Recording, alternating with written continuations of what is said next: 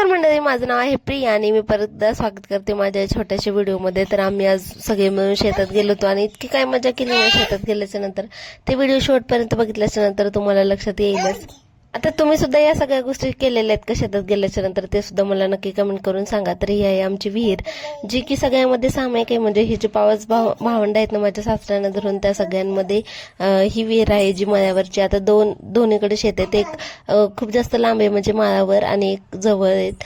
तर आम्ही भेळचं सामान सगळ्यांनी मिळून येताना घेऊन आलो होतो। आता इकडं तर कोणी बसत नाही, जे की शेड आहे ना तिकडं सगळेजण बसतात आणि सगळं सामान सुद्धा तिकडंच असतं सगळ्यांनी मिळून, म्हणजे पवन, कृष्णा, अरुणी, त्यांनी आणि मी असं मिळून सगळ्यांनी थोडं थोडं हे सामान सुद्धा घेऊन आलो। म्हणजे भेळचं सामान येताना तर आम्ही गावातूनच सगळं घेऊन आलो होतो। त्यांनी कुरकुऱ्याचे पुडे वगैरे घेऊन आले, मुरमुरे, कांदा, टोमॅटो सुद्धा घरूनच मी घेऊन आले। आता हे जे पातेले नाही त्याचं पाणी तापवायचं किंवा अजून दुसऱ्या काही गोष्टी करायचं त्याचंच होतं, त्याच्यामुळे इतकं काही काळं झालेलं आहे ते चुलीवरती सगळं केलं असल्यामुळे। आता त्याला थोडंसं इग्नोर करा आणि इथं छानपैकी आम्ही मस्त भेळ वगैरे बनवत होतो।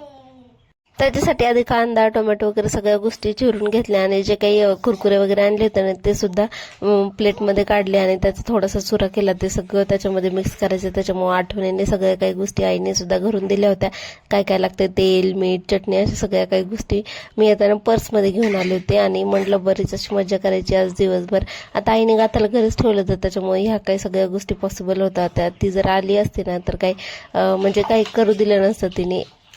हे सगळ्या गोष्टी ताटामध्ये तयार केल्या, किती छान वाटते ना, असं वाटतं असंच बघून खावा। आता एक कैरी सुद्धा घरी होती, ती सुद्धा आईने दिली, कारण झाडावरच्या कैऱ्या तर सगळ्या संपल्या होत्या। इथे छानपैकी मुरमुरे वगैरे काढले आणि त्याच्यामध्ये हे सगळं सामान टाकून छान अशी भेळ सुद्धा तयार केली। ती त्यांनी केली, ते म्हटले दे मी करतो आणि त्यांना सुद्धा आवड या सगळी गोष्टी करायची आणि मला सुद्धा असं होत होतं, पण तरी सुद्धा आम्ही दोघींना मिस करत होत्या। ताई आणि आई दोघी जणी आल्या असत्या तर अजून जास्त मजा आली असती।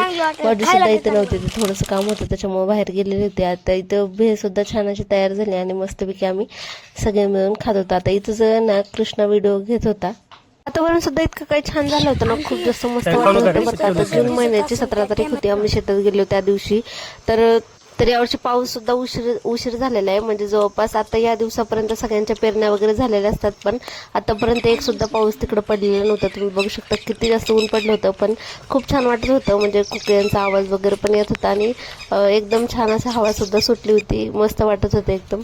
त्याच्यानंतर ही जी आहे ना, आता ही डगर आहे बरं का, म्हणजे आमच्या इकडे तर ह्याला डगर म्हणतात, कारण असा उतार आहे त्याला आणि तिथं काहीच नाही, सगळी जी काही चिंचेची झाड आहेत, म्हणजे जवळपास 15-20 चिंचेची झाडं असतील, सगळी खूप जास्त मोठी मोठी झालेली आहेत।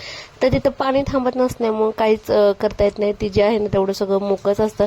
त्याच्यानंतर मग आम्ही इकडे जांभळीकडे आलो होतो, छानपैकी जांभळं वगैरे सगळी काढून घेतली।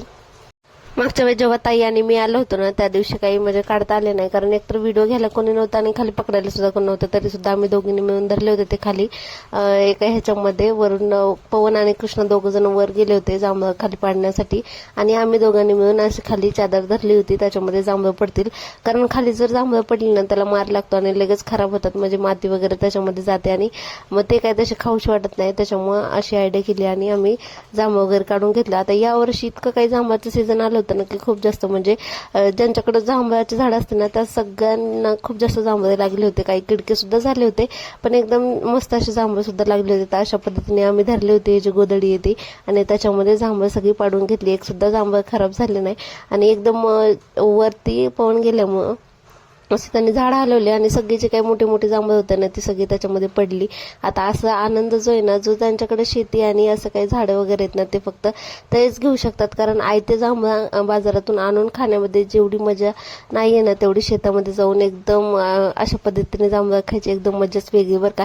आता इथं मोह सुद्धा बसलं होतं आणि बऱ्याच दिवस झालं वाटतं ते आहे, पण जास्त काही मोठं झालं नव्हतं, मग असं विचार होता काढायचं की नाही त्याच्यामुळं, पण त्यांनी लहानपणापासूनच बरेच मोह काढले, त्याच्यामुळे त्यांना म्हटलं तुम्ही काढून द्या आणि आम्ही असं बाजूला पळत होतो, कारण आम्हाला वाटलं आता त्या मधमाशा येतील चावतील, त्याच्यामुळे आम्ही लांब लांब पळत होतो आणि ते मात्र इथं ते काढायचा प्रयत्न त्यांचा चालू होता। आता लहानपणापासून त्यांनी बरेच काढले आहेत, त्याच्यामुळे त्यांना त्याचा अनुभव आलेला आहे आणि त्यांनी ते बरेच वेळेस काढलेले आहे, त्याच्यामुळे यावेळेस सुद्धा त्यांना काढा म्हटलं आणि ते काढले सुद्धा। पहिल्यांदा तर सगळ्या जे मधमाशा होत्या ना ते अशी झाड हलवून सगळ्या काढून दिल्या। जांभळच पडायला लागले तो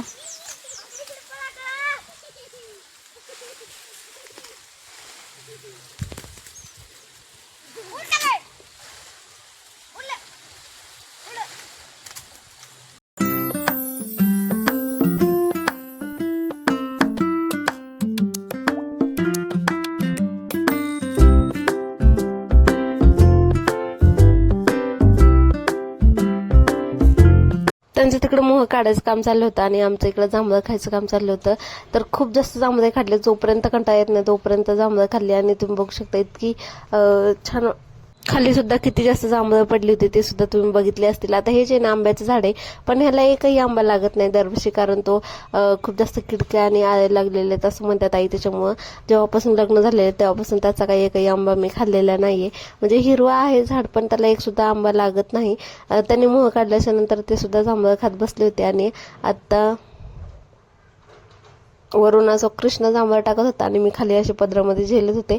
पण साडीला सुद्धा डाग वगैरे लागतो, पण ह्याचा कलर काही एवढं वेगळा नाही साडीचा, त्याच्यामुळं त्याच्यामध्ये घेतलं. इथं मोह सुद्धा त्यांनी काढलं होतं आणि सगळे म्हणून असं मला द्या मला द्या. त्याच्यामध्ये खूप जास्त काही निघालं नाही, थोडंसंच निघालं, पण एकदम चविष्ट आणि गोड होतं. बघितल्यावरच इतकं जास्त छान वाटत होतं ना मला, खूप मस्त. कारण तुम्ही किती ओरिजिनल बाहेरून आणलेलं इतकं ओरिजिनल तुम्हाला भेटणार नाही. तर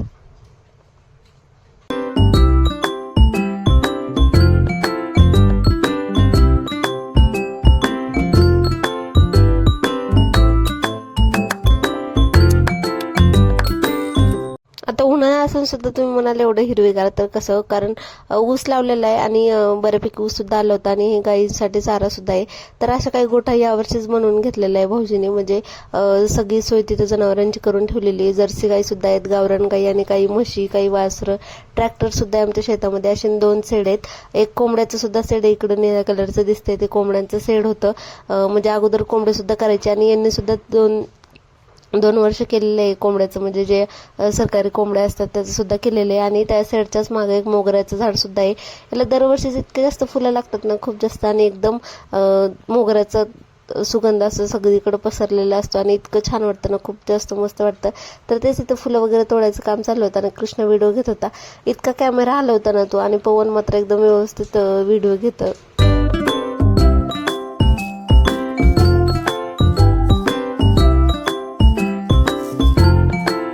आता जेव्हा आम्ही भेळ खात बसलो होतो ना त्यावेळेसच एक झाडावरती, म्हणजे मिनी ब्लॉक्स व्हाईस वर करायचा होता मला, त्याच्यामुळे आम्ही तिकडे गेलो होतो. तर या झाडावरती तुम्ही बघू शकता इतकं मस्त असं मोर बसला होता ना, किंवा लांडोर होता, काही दिसला नाही, कारण वरच्या वरतीच उडून गेला तिकडे लांब.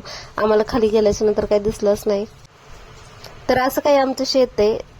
तुम्ही सुद्धा बघितलं असेल. आता हा जो व्हिडिओ आहे ना, आता इकडं ऊस लावलेला आहे आणि दिवस म्हणजे 5-6 वाजताचा व्हिडिओ आहे. सूर्य काही असं दिसत होता आणि मस्त असं ह्याच्यावरती सूर्याचे किरण सुद्धा पडले होते ऊसाच्या ह्याच्यावरती. आता इकडे जे नाही कोंबड्याचं हे केलेलं आहे आणि ह्याच्यामध्येच इथं थोड्याशा गावरान कोंबड्या आहेत काही, त्या इकडे हे करतात. आणि त्याच्यानंतर मग असं काहीचं शेत आहे. तर तुम्हाला आजचा व्हिडिओ कसा वाटला नक्की सांगा. आवडल्याच्या नंतर लाईक, शेअर आणि सबस्क्राईब देखील करा.